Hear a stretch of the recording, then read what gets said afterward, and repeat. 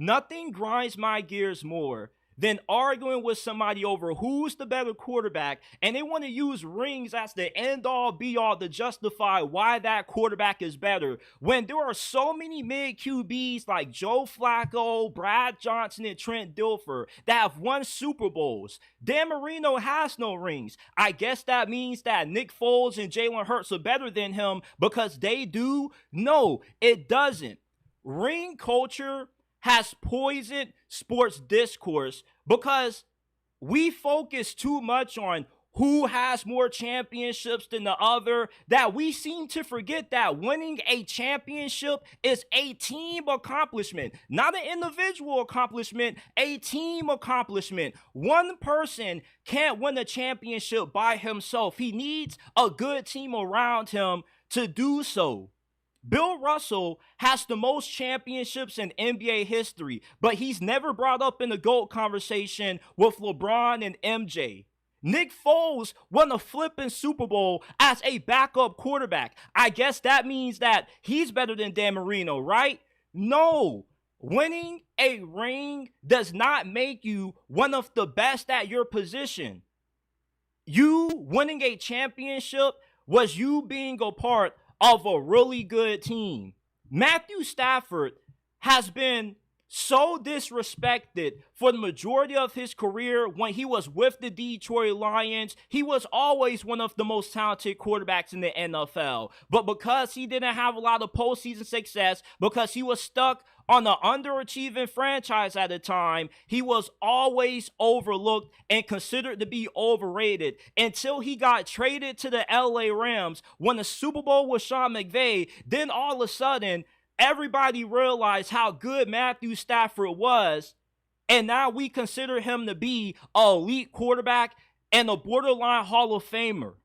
Jalen Hurts is a really good quarterback. I think he's elite, but he's not better than Lamar, Mahomes, Burrow, or Josh Allen from a talent standpoint. But because he has a ring, though, you have Philadelphia Eagles fans who tell you otherwise. But if you were to take Jalen Hurts off last year's Eagles team and you put him on the New Orleans Saints, he wouldn't have been as good as what he was with the Philadelphia Eagles. You could have put Mahomes, Allen, or any quarterback that you wanted on Philadelphia's team last year that you consider to be top 5 at their position, and they still would have had the same amount of success. Ring culture has blinded NFL fans so much that they use it to justify who's more talented than the other, when that's not a good measuring stick when it comes to analyzing how good a quarterback is. There are so many different variables that goes into somebody winning a Super Bowl that you can't use it to define how talented somebody is. Some of the greatest athletes in the world don't have championships because they haven't been on the team or they haven't had a coach good enough to help them win one.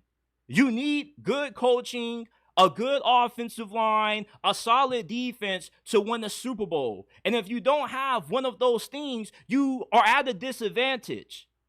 Joe Burrow, in the second season with the Bengals, went to the Super Bowl and lost because his offensive line was garbage. You cannot win a championship just solely being a good player. You need other good pieces around you that help you accomplish that. Winning a ring does not define how talented a quarterback is.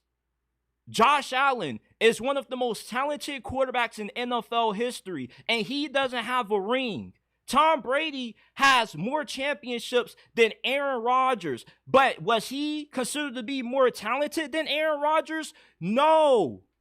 Peyton Manning won his last Super Bowl, his final season in the NFL, when he couldn't throw a football more than 25 yards downfield.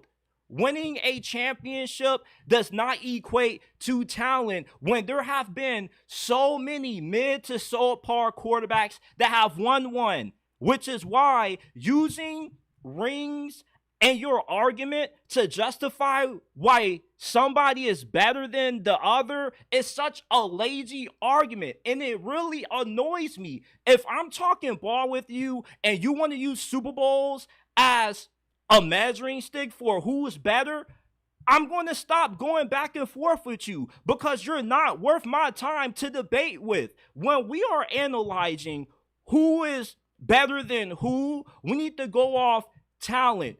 Are you more accurate than this quarterback? Are you better at extending plays, elevating your team in big moments?